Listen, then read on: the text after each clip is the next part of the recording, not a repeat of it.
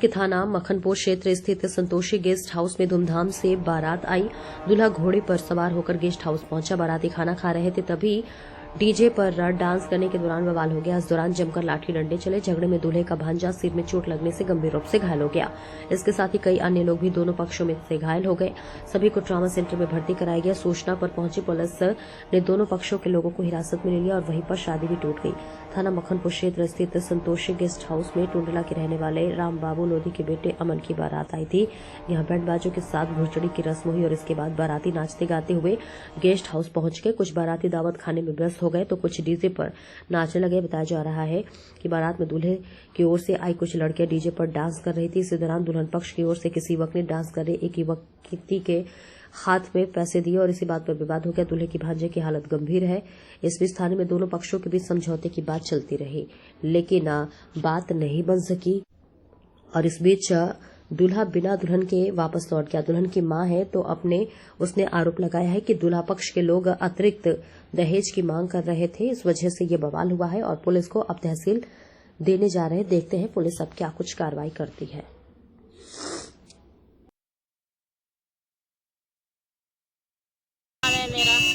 क्या हुआ? तारीख को आई थी बारात, उन्होंने दहेज के पीछे उन्होंने मोटरसाइकिल मांगी, उन्होंने मना कर दी थी। भैया ने उससे उन्होंने मारपीट की थी। कौन सी गाड़ी मांगी थी? पल्सर मांगी थी। कहाँ से तय हुई थी शादी? शादी गोला से एतमादपुर से। क्या तारीख की बारात आई थी? 30 तारीख को आई थी। क्या क्या कार्यक्रम हो चुके थे? लगन टीका हुआ, दावत कर गई थी। बारात चढ़ने के लिए दरवाजे पे आ चुकी थी। उनने गाड़ी देखी, ये गाड़ी है नहीं है, उसी उनने मारपीट कर दी। शादी कितने में हुई थी? 10 लाख। आगरा में संगीत में प्रस्तुतियों के माध्यम से याद किया महाकवि सूरदास को। शिरोज हैंग आउट में आयोजित हुआ कार्यक्रम। पुलिस कमिश्नर दीपक कुमार थे मुख्य अतिथि। अमृता विद्या एजुकेशन फॉर इमोर्टलिटी सोसाइटी और छाव फाउंडेशन ने सूरदास की 547वीं जयंती के अवसर पर महाकवि को उनकी काव्यमयी श्रद्धांजलि के साथ सबसे ऊंची प्रेम सगाई आयोजन के साथ स्मरण किया गया। फतेहाबाद रोड के होटल और पर्यटन क्षेत्र में स्थित शिरोज हैंग आउट रेस्टोरेंट में शुक्रवार 2 मई को संपन्न हुए कार्यक्रम में महाकवि सूरदास जी के प्रेम और वात्सल्य भाव से भरपूर काव्य को मौजूदा दौर में और भी अधिक प्रासंगिक बताते हुए वक्ताओं ने ब्रज साहित्य की अमूल्य विधि बताया। प्रख्यात गजल गायक सुधर नारायण ने कहा कि वर्तमान समय में सूरदास भवन सबसे ऊंची प्रेम सगाई बहुत प्रासंगिक है। यदि हम कबीर, खुसरो आदि को देखें तो उन्होंने भी प्रेम की बात कही है। ब्रज क्षेत्र के महान हमारे मूर्धन्य कवि सूरदास जी, जिन्होंने घर घर तक कृष्ण भक्ति को पहुंचाया, आज उनके इस जन्मदिन के अवसर पर जो यह कार्यक्रम यहाँ पर किया गया छाव फाउंडेशन के द्वारा सुधीर नारायण जी के नेतृत्व में, निश्चित रूप से अद्भुत था। और इस तरह की सांस्कृतिक गतिविधियां जिसको कि सूरदास जी ने जो पुष्टि मार्ग के एक महान कवि हुए और घर घर तक जिन्होंने पहुंचाने का काम मध्य युग में किया, आज के ज़माने में उस चीज़ को लोग याद रख रहे हैं और हमारी नई पीढ़ी जो 21वीं सदी में है उनको इसके बारे में जानकारी मिल रही है इस गीत के माध्यम से। ये अपने आप में अद्भुत है। इसके लिए मैं छाव फाउंडेशन को और सुधीर नारायण जी की पूरी टीम को बधाई दूँ। राड कस्बे से आया दिल दहला देने वाला वीडियो सामने। बाइक सवार बच्चे की गर्दन के ऊपर से गुजरा। बाइक सवार ने पीड़ित से किया भद्रता, नहीं कराया बच्चों का इलाज। बच्चा सड़क पर तड़पता रहा। बाइक सवार व्यक्ति ने घायल को उठाना समझा नागवार। मन को विचलित करता वीडियो को देख नगर में हो रही है तरह तरह की चर्चा। बच्चे के ऊपर से निकले बाइक चालक का वीडियो सीसीटीवी कैमरे में हुआ कैद। घायल बच्चे को उरई मेडिकल कॉलेज में झांसी किया गया फिर रेफर, हालत गंभीर। कोतवाली में तहरीर देने के उपरांत अभी तक नहीं हुई कोई कार्रवाई। राड कोतवाली क्षेत्र के कस्बे के ओडेरा रोज का मामला। देखिए भूपेंद्र सिंह की रिपोर्ट।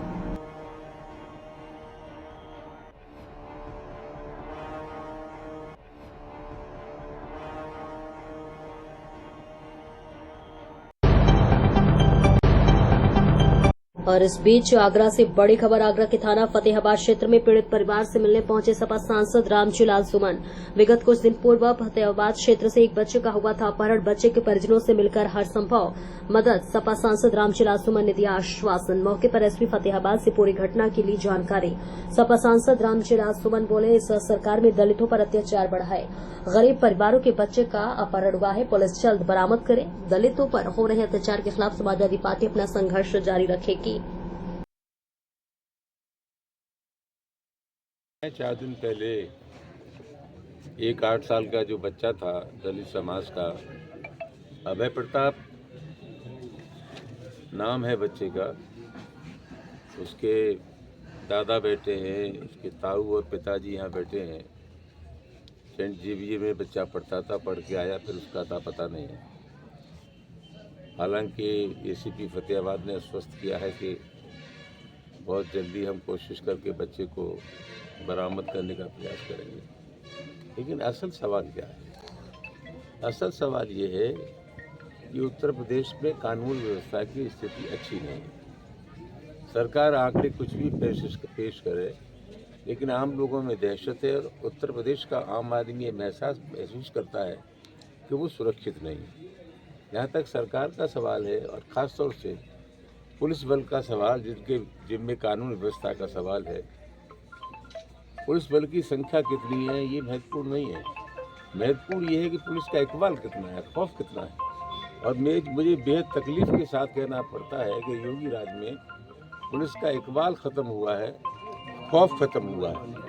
सरकार आंकड़े कुछ भी प्रस्तुत करे, लेकिन कानून व्यवस्था की स्थिति बहुत ख़राब है। और जैसा कि आप लोग अभी जानते हैं, हम प्रतिपक्ष के लोग हैं, हमारी नापने का पैमाना क्या है एक अलग सवाल है। जनता क्या महसूस करती है वो ज़्यादा महत्वपूर्ण सवाल है। और उससे भी ज़्यादा महत्वपूर्ण सवाल ये है कि अभी 10-15 दिन पहले जो तल्ख टिप्पणी उच्चतम न्यायालय ने की है उत्तर प्रदेश की कानून व्यवस्था के बारे में, वो ज़्यादा महत्वपूर्ण है। सुप्रीम कोर्ट ने कहा है कि उत्तर प्रदेश में कानून व्यवस्था की स्थिति बहुत ख़राब है। और मैं निश्चित रूप से कह सकता हूँ ये ताबड़तोड़ जो घटनाएं हो रही हैं उसका कारण यही है।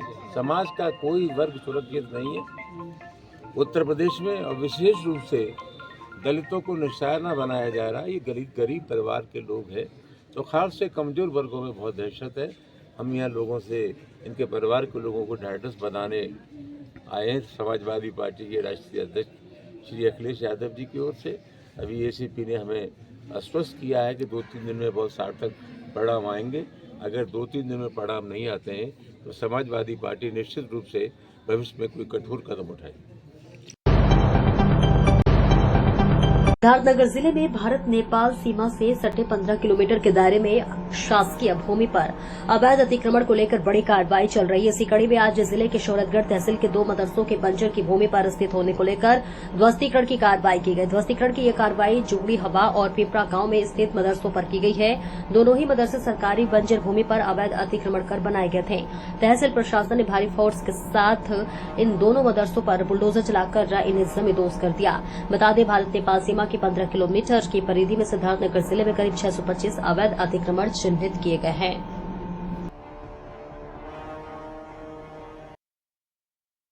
सिद्धार्थनगर में कुल कितने अवैध आवासीय और अनावासीय जो भी कब्जेधारी हैं उनसे किस तरह से अतिक्रमण हटाया जाएगा? और लगभग देखिए, भारत सरकार का जो गृह मंत्रालय का निर्देश के क्रम पे इंडो नेपाल बॉर्डर से 15 किलोमीटर के अंदर जितना भी सरकारी ज़मीन पे अवैध अतिक्रमण है उसको अवैध अतिक्रमण हटाने के लिए जिला प्रशासन को निर्देश मिला है। उस निर्देश के क्रम पे हम लोग लगभग 625, हमारा 2 तहसील इंडो नेपाल बॉर्डर में पड़ती है, नौगढ़ और शौरतगढ़, दोनों तहसील मिलकर हम लोगों ने 625 के आसपास हम अतिक्रमण चिन्हित किया। उस चिन्हीकरण का क्रम पे पिछले 10 महीना में लगभग 117 अवैध अतिक्रमण हम लोगों ने अस्थायी और स्थायी दोनों मिलकर 117 के आसपास हम लोगों ने हटाया।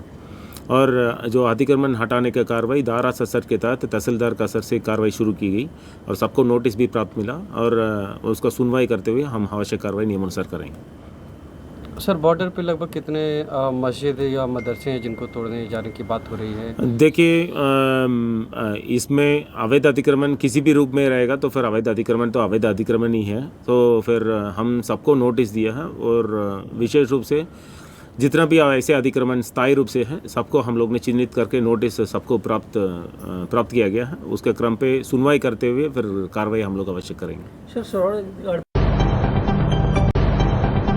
से बड़ी खबर, जूस पीने के दौरान युवक को गोली मारने वाले बदमाशों से पुलिस की मुठभेड़। 26 अप्रैल को मिलन नामक युवक को जूस पीने के दौरान मारी थी गोली। देर रात पुलिस के द्वारा चेकिंग के दौरान पुलिस ने अमन और अभिषेक को किया रोकने का प्रयास। दोनों बदमाशों ने पुलिस पर की फायरिंग। जवाबी फायरिंग में दोनों बदमाशों के पैर में लगी गोली।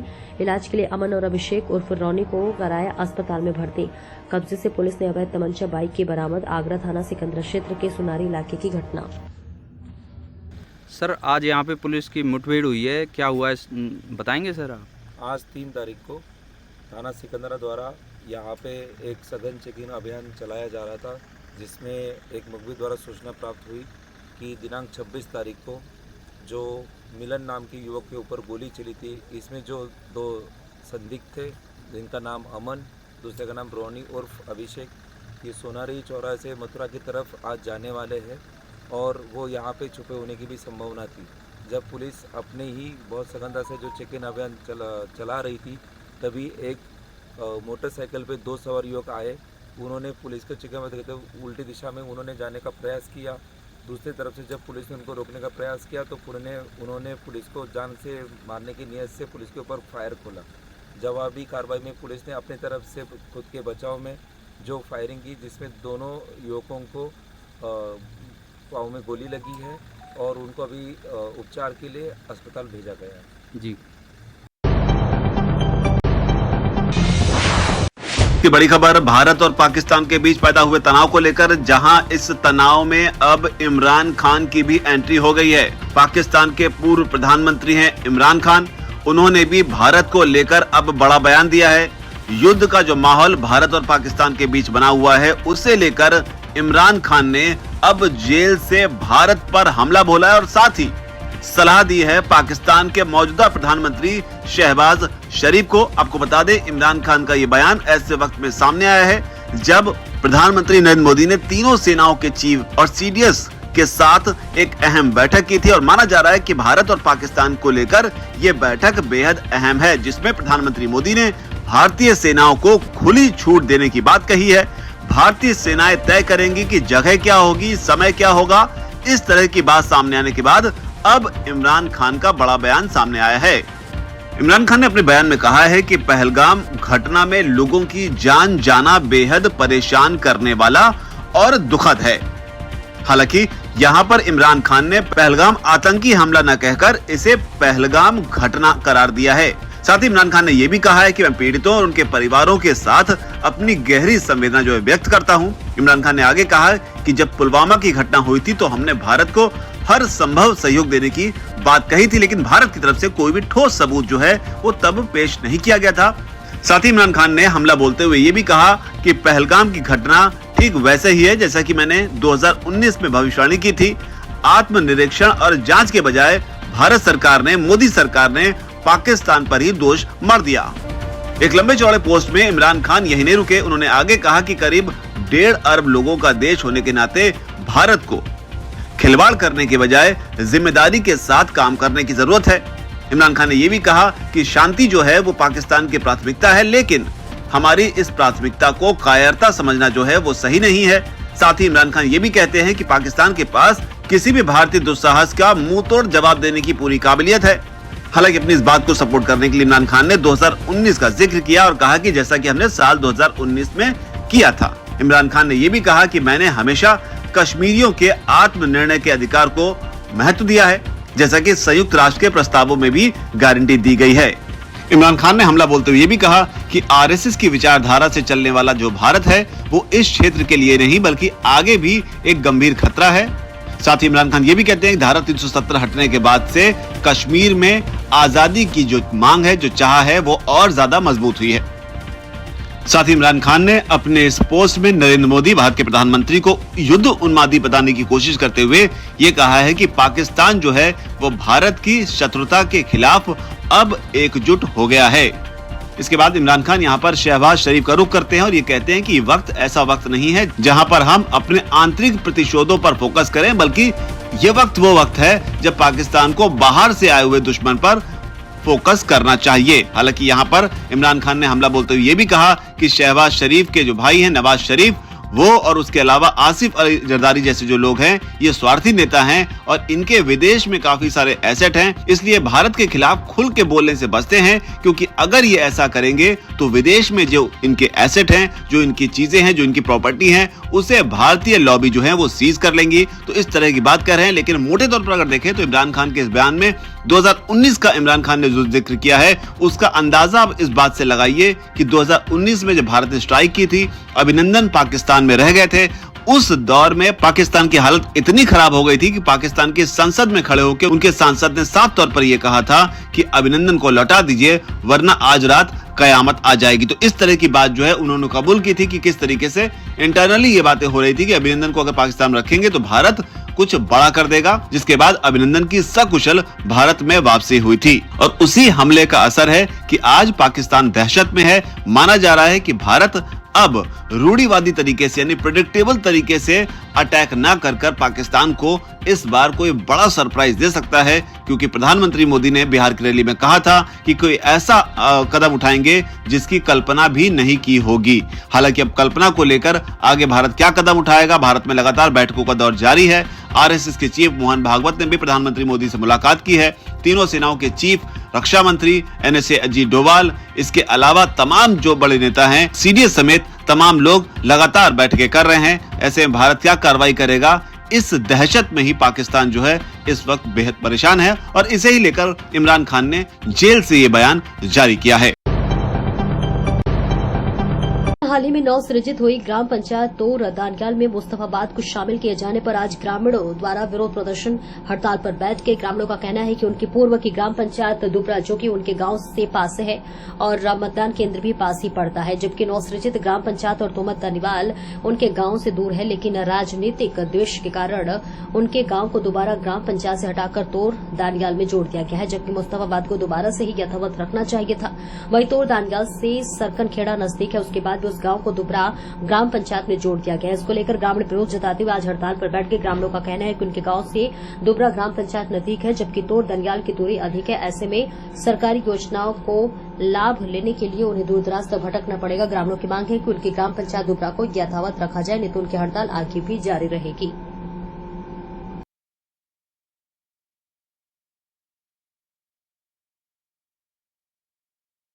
समस्या ये है कि हमारा गांव पहले दुबरा पंचायत में था, यथावत रखा जाए कलेक्टर साहब को। कौन सा गांव है? मुस्तफाबाद गांव को दुबरा पंचायत में था पहले। अब नवसृजित जो पंचायतें बनी हैं उनमें हमारा गांव 5 किलोमीटर की दूरी पे तोर दानियाल में लगाया गया है, जबकि सरकन खेड़ा की दूरी 3 किलोमीटर है। उसको नहीं लगाया, उस गांव को हटा करके हमारे गांव को उसमें लगा दिया है। तो आप क्या चाहते हैं अब? हम ये चाहते हैं कि न तो हम वहाँ पे वोट देने के लिए जाएंगे पूरा गाँव, और दूसरी बात यह है कि हमारा गांव जो कलेक्टर साहब ने पहले गांव है मुस्तफाबाद, हमारी पंचायत पहले से दुबरा थी और दुबरा और मुस्तफाबाद के बीच में ही जो स्कूल था, हमारा जो बूथ था वो 500 मीटर की दूरी पे था। अब हमारी पंचायत को तोर दानियाल में कर दिया है।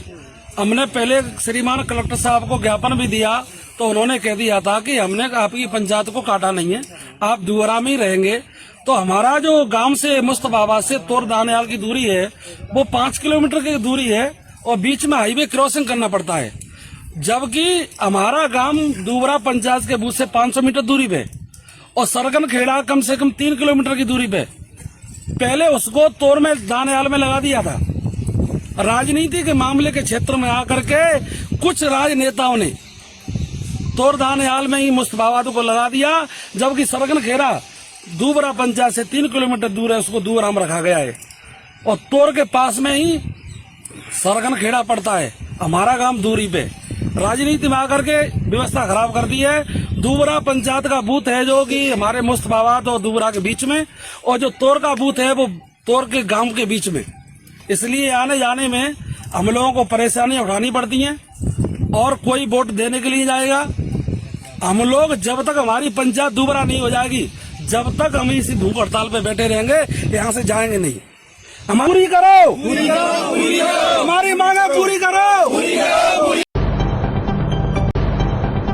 शाहजहांपुर में गंगा एक्सप्रेसवे पर बनी हवाई पट्टी पर रात में भी लड़ाकू विमान गरजते नजर आए। यहाँ मिराज, जयगुआर, MiG-29, हरक्यूलिस और राफेल ने टच एंड गो का शानदार रिहर्सल हुआ। ऐसा पहली बार हो रहा है जब एक्सप्रेसवे की किसी हवाई पट्टी पर लड़ाकू विमान ने नाइट लैंडिंग की। वायुसेना लड़ाकू विमानों ने यहां रात में 9 बजे से नाइट लैंडिंग करना शुरू कर दी और 1 घंटे तक एक्सप्रेसवे पर बनी हवाई पट्टी पर फाइटर जेट की गरज की आवाज सुनाई देती रही।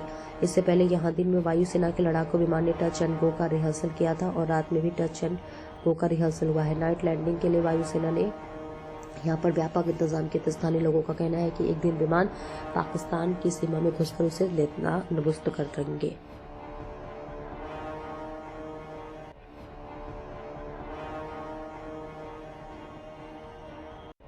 पंकज जी, किस तरीके से गौरवान्वित ऐतिहासिक पल था आज का, क्या संदेश पाकिस्तान को देंगे अगर आगे समझाते हैं? भारत माता की जय। सबसे पहले तो मैं अपने यशस्वी माननीय प्रधानमंत्री श्री नरेंद्र दामोदर दास मोदी जी के लिए और योगी जी, हमारे योगी जी प्रदेश के मुख्यमंत्री, उनको धन्यवाद देना चाहता हूं कि हमारी शहीदों की नगरी जनपद शाहजहांपुर में उन्होंने आज जो वायुसेना का लड़ाकू विमान उतरवाने के लिए हमारे एक्सप्रेस वे को चुना, गंगा एक्सप्रेस वे को चुना, इसके लिए हम जनपदवासी बहुत गौरवान्वित महसूस कर रहे हैं। और सबसे बड़ी बात यह है कि जनपद शाहजहांपुर के माध्यम से पाकिस्तान को सीधा सीधा ये संदेश देने का प्रयास किया जा रहा है हमारे माननीय प्रधानमंत्री जी के द्वारा कि जो पहलगांव में आतंकी हमला हुआ था जिसमें निर्दोष हिंदू भाई मारे गए थे, उसमें हम लोग इस चीज़ को देख रहे हैं कि बहुत जल्द ही हम लोगों को, हमारे जितने भी लोग इस चीज़ को, इस घटना से लेके परेशान हुए हैं, उन सबको इसका माकूल जवाब हमारी सरकार के द्वारा दिया जाएगा। और जिस दिन जवाब दिया जाएगा उस दिन हम उस दिन को हम लोग बहुत ही खुशी और उसके साथ मनाएंगे, इसको पर्व के साथ मनाएंगे। इसको लगता है आज जो फाइटर प्लेन यहाँ उतरे वहाँ गरज सकते हैं? मुझको बिल्कुल लग रहा है कि आज माननीय प्रधानमंत्री मोदी जी और माननीय योगी आदित्यनाथ जी ने ये संदेश देने का प्रयास किया है कि आज देखिए हम केवल बोल नहीं रहे, बिहार की धरती पर जाकर माननीय प्रधानमंत्री जी ने ये संदेश दिया था कि ये मिट्टी में मिला देंगे। और दूसरा उन्होंने ये भी कहा था कि इनको जिन लोगों ने शरण दी है, जिन लोगों ने इस प्लानिंग में अपना हिस्सा, जो लोग इस प्लानिंग का हिस्सा रहे हैं, उन सब लोगों को भी इसका मुंहतोड़ जवाब दिया जाएगा। तो जिस तरह से आज राफेल, जगुआर और सुखोई विमान का यहाँ पर वो कराया गया, लैंडिंग कराई गई, ऐसे ही लैंडिंग किसी भी दिन अचानक पाकिस्तान की धरती पर होगी और उसके बाद पाकिस्तान को ये मालूम पड़ जाएगा कि आतंकवाद को पनाह देना कितना घातक होता है। भारत पाक तनाव के बीच भारत का बड़ा फैसला, पाकिस्तान के साथ आयात निर्यात पर लगाया प्रतिबंध, फॉरेन ट्रेड पॉलिसी में संशोधन कर लिया गया फैसला। जाति जनगणना को लेकर असदुद्दीन ओवैसी का सरकार से सवाल, पूछा हमें जनगणना शुरू और खत्म होने की टाइमलाइन बताए सरकार, लागू होने की तारीख पर भी पूछा सवाल। आज world press freedom day, Congress ने भारत की रैंकिंग को लेकर जताई चिंता, लिखा बीजेपी शासन में मीडिया का हुआ पतन। जन आक्रोश रैली में राकेश टिकैत की पगड़ी उछाले जाने का मामला, भारतीय किसान यूनियन ने आज बुलाई महापंचायत, देश भर से मुजफ्फरनगर में जुटेंगे किसान नेता। पाकिस्तान ने 9वीं बार किया सीजफायर का उल्लंघन, 2 और 3 मई की रात को पाकिस्तान की तरफ से एलओसी पर चलाई गई गोलियां, जवाब में हिंदुस्तान की तरफ से भी की गई कार्रवाई।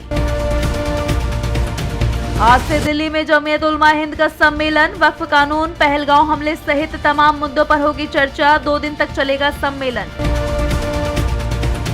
गोवा में धार्मिक जुलूस के दौरान मची भगदड़, 6 लोगों की गई जान, 50 से ज्यादा लोग हुए घायल, सीएम प्रमोद सावंत ने दिए जांच के आदेश।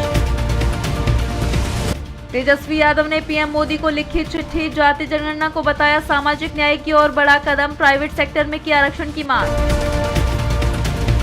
पंजाब में जल विवाद पर हरियाणा की सैनी सरकार ने आज बुलाई सर्वदलीय बैठक, 1 दिन पहले पंजाब कैबिनेट ने बुलाई थी ऑल पार्टी मीटिंग, सैनी बोले समाज के लिए मांग रहे पानी। मणिपुर हिंसा को लेकर आज 2 साल पूरे, राज्य में बढ़ाई गई सुरक्षा, किसी भी अनहोनी से निपटने के लिए लिया गया फैसला। अमेरिका ने सऊदी अरब को एयर टू एयर मिसाइल बेचने की दी मंजूरी, डोनाल्ड ट्रंप की यात्रा से पहले बड़ा सौदा। भारत के एक्शन से डरा पाकिस्तान, संयुक्त राष्ट्र में कहा हम तनाव बढ़ाना नहीं चाहते।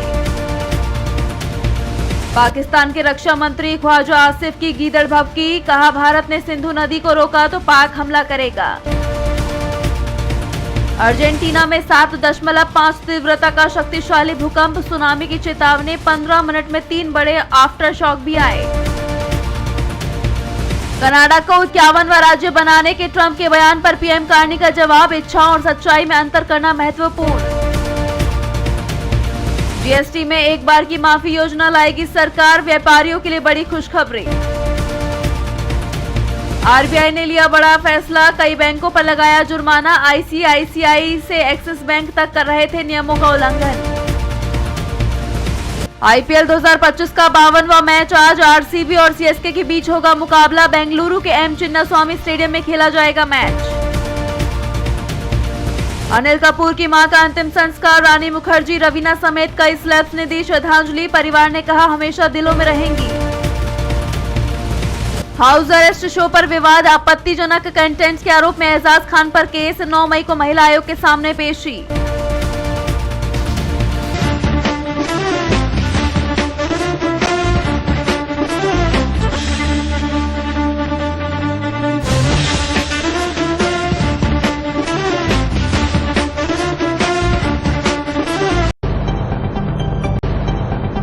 शाजापुर में गंगा एक्सप्रेसवे पर बनी हवाई पट्टी पर आज लड़ाकू विमानों ने अपनी ताकत का प्रदर्शन किया। इसके अलावा लड़ाकू विमानों ने टच एंड गो का रिहर्सल भी किया। लड़ाकू विमानों का शो देखने के लिए 500 से ज्यादा स्कूली बच्चों को बुलाया गया है। उत्तर प्रदेश के वित्त मंत्री सुरेश कुमार खन्ना, केंद्रीय मंत्री जितेंद्र प्रसाद और उत्तर प्रदेश के सहकारिता मंत्री जेपीएस राठौर समेत उत्तर प्रदेश के मुख्य सचिव मनोज सिंह फ्लाइट शो देखने के लिए यहां पहुंचे।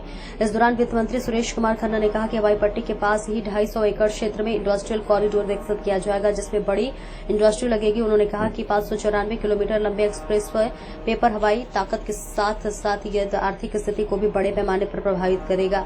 बता दें कि गंगा एक्सप्रेसवे पर 3 किलोमीटर लंबी हवाई पट्टी बनाई गई, जिस पर आज गंगा एक्सप्रेसवे पर बनी हवाई पट्टी पर मिराज, जगुआर, मिग-29 और राफेल ने अपनी ताकत दिखाई। इसके अलावा कैरियर एयरक्राफ्ट और हरक्यूलस को भी उतारा गया है।